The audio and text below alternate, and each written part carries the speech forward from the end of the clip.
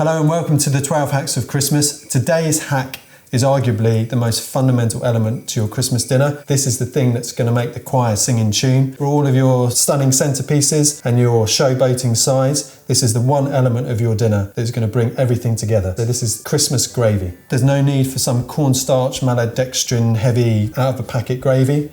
We're going to take it back to the fundamentals. We're going to build this gravy up from its stock base all the way up to an amazing veggie gravy. The backbone of a good gravy is a good stock. The fundamental idea of a stock is to extract flavour from veg by slowly simmering it. So you put aromatics and you put veg in there and it draws that flavour into the liquid and it gives it depth and body. What we want is a nice dark stock with some real depth to it. So instead of just throwing it straight into a pan, we're going to roast it first.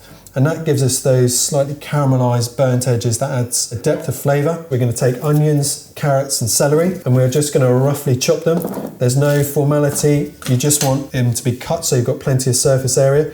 Unless anything's particularly muddy, just leave all the skins on, roughly chop them into the tray.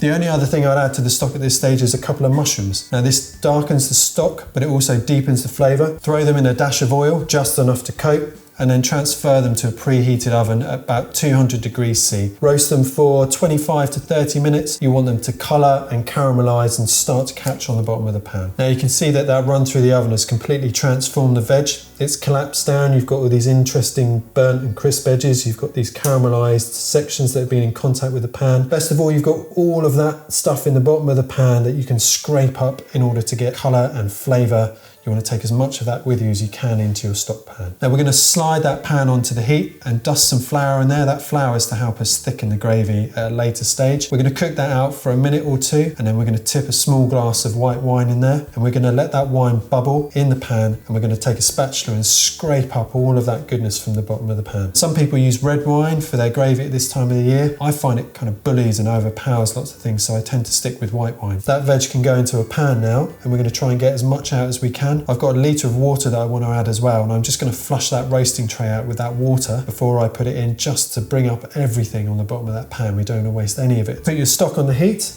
and you want to bring it up to a gentle simmer and then drop it down to the very gentlest of simmers. What we're going to add at this stage as well is a few aromatics. We're going to add some thyme sprigs. We're going to add a few parsley stalks, 2 fresh bay leaves crushed in the hand to release the oil, about 10 black peppercorns, and we're going to put 1 split clove of garlic as well. So about 40 minutes at the gentlest of simmers should give you a nice deep rich stock. Now that stock has had about 40 minutes or so and that's simmered away and you can see you've got a rich dark stock and it's starting to thicken as well. It's almost looking like gravy already at this point. I'm going to add a few things into it to deepen that savoury flavour. I'm going to add some nutritional yeast and a little bit of brown rice miso. I'm going to be cautious with it. I don't want it to taste like miso soup. Both those things will add a kind of umami, savoury depth. And then what we're going to do in order to add a little bit of extra thickness to that gravy, we're going to take a masher and we're going to mash that veg up so that some of it passes through the sieve. We're going to strain the gravy through and it just gives it a little bit more body. Now tip it through a fine sieve, push it through until that veg feels dry and has given up as much liquid as it possibly can. I don't like my gravy too thick, so this is perfect for me, but if you did want it a little bit thicker, add a bit more flour at the stage in the roasting pan where you're adding the wine. Okay, so that is Bob's veggie gravy and that's ready to serve piping hot with your Christmas dinner.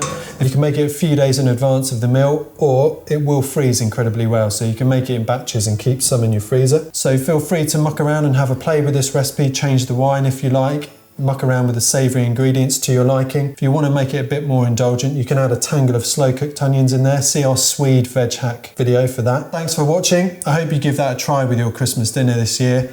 Please like, subscribe, feel free to comment. James and I have got many more veg hacks coming in a run up to Christmas, so stay tuned. Thank you very much for watching and have a very Merry Christmas.